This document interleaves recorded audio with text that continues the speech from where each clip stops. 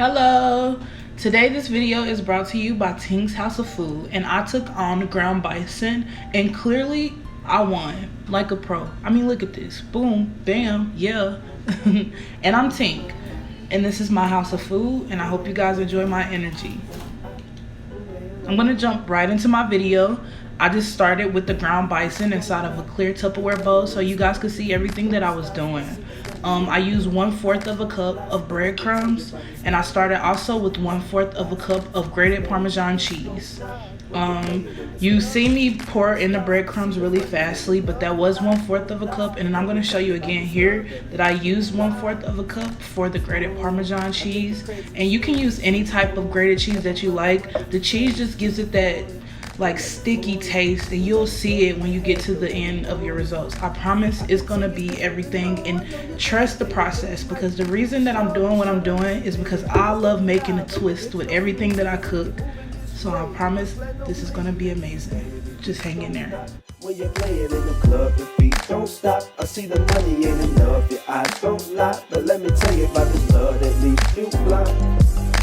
Baby, this gon' knock. When you play it in the club, the feet don't stop. See the money ain't enough, your eyes don't lie. Let me tell you about this. Alright, and at this point, I think that I had actually ended up taking the whole ground beef mix out of the bowl because it was like really limiting me. I feel like when I'm mixing in bowls or anything, it's just a limitation. I like to have everything in my hand, especially because it was only 1 pound of ground bison. I could just hold it in my hands and just push it together, mush it together like as if it was pizza dough. And honestly, I think that just creates the flavor to mush and just blend together so much better. So I highly recommend that.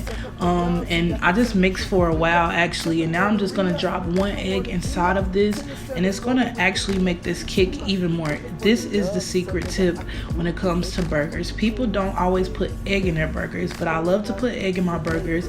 And even when it's not bison, I like to put egg inside of like ground beef and flour as well. I didn't use flour today. I used the breadcrumbs instead because I only made patties just so that when I cut it into what I'm gonna create, it would be easier. I'm not actually making burgers, so that's that. And I just begin to mix the egg in. You see how weird I mix the egg in. I like to get messy. I love food. I love cooking. I love being creative. I love seeing what things work better for me, which ways don't. I learn every day as I create and as I mix. You see these gloves, they suck. I got them like with a pickup order, and they replaced my items, and this was one of the replacements. But you know what? I'm a cook and I do this shit. So I made those gloves work like a pro. And yeah, mixing was so cool, man. That was my favorite part of this whole creation. So we're gonna get into it next.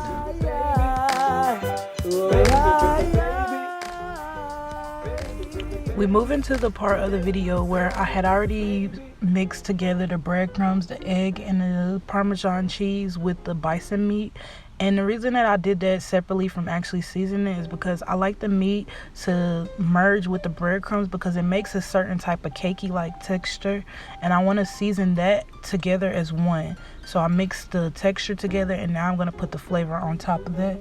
And you can see I use the table, is that a teaspoon? Excuse me. I used the teaspoon measurement cup, and that's the only one that I will use. And I didn't fill it up all the way for most of my seasonings. You'll see that I only fill it up either like 1/4 of the way or even halfway, because I use so many varieties of season when I'm making foods for that like emerging taste, and so I don't want to over season or over salt.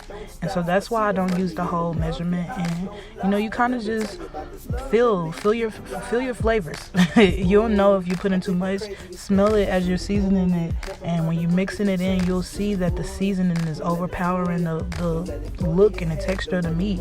You know, you can tell your food, you just have to talk to it and look at it like that. Look at that, it looks so good, man. I think I'm doing paprika on there right now. I thought I showed you guys the seasoning, but so far that was just basil leaves, adobo, lemon, pepper, onion powder, garlic salt. That's that adobo lemon. I love it. It's my favorite. I highly recommend it for anything meat. Anything meat, it just makes it like Mi amor, no te perderás.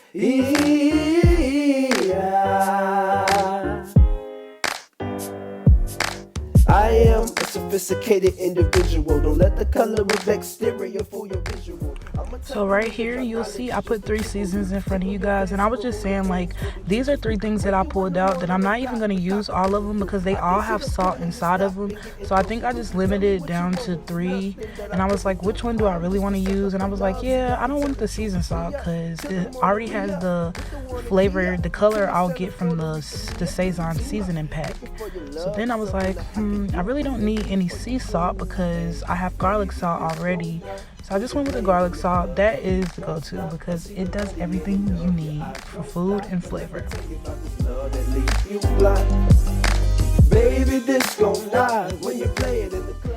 And then you'll see me grab the Saison seasoning that I was supposed to switch out for the seasoned salt and then put it down. Like, nah, I have enough.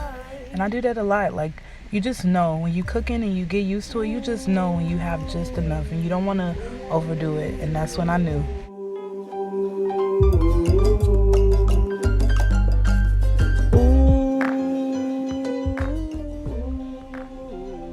Alright, so after I had all the meat mixed up and all the ingredients for the texture and the seasonings, I wrapped the whole ball of meat inside of a paper towel and kept it in a bowl and left it in the fridge for 5 minutes just so everything could seep in. And then I took the meat out and I put it on a cutting board and I unrolled everything, as you can see. And from this big ball, I'm going to start pulling off pieces to round out my patties, and you will see that now.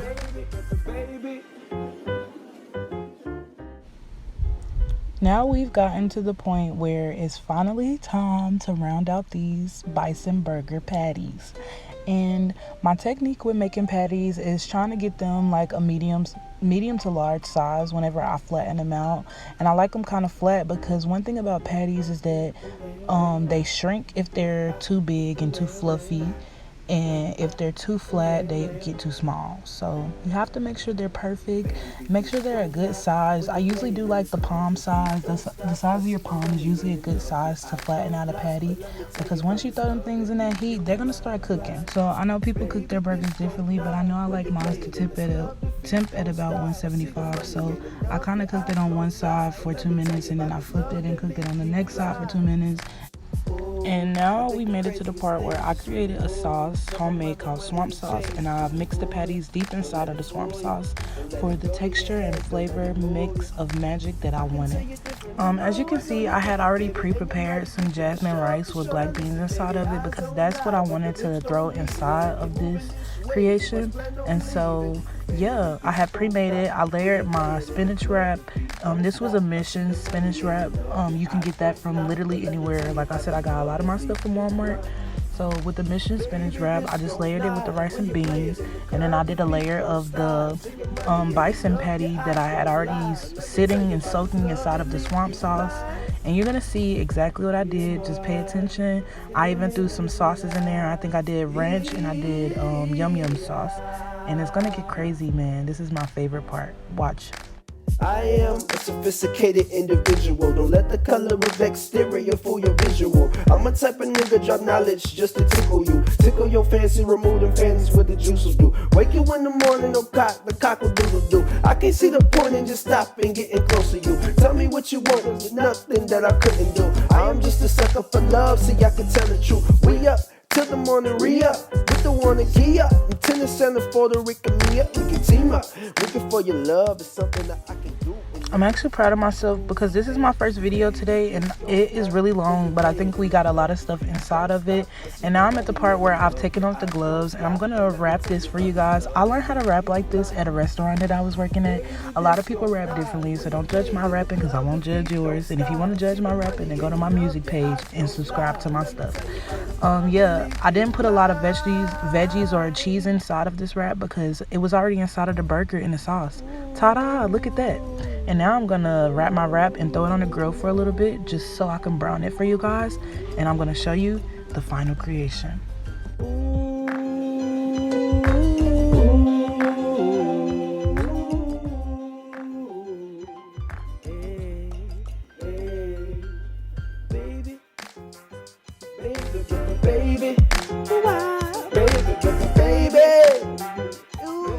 Usually I come up with the creative name for the dish after I make it, And I think I want to call this the lazy buffalo wrap with the side of jasmine rice and peas.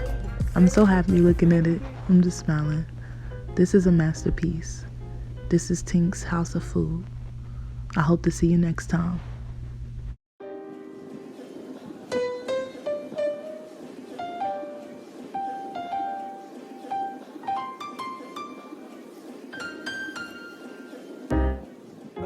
If you guys like this video, please like, subscribe, and comment. First ring, ooh, I gotta wrap that around my damn finger.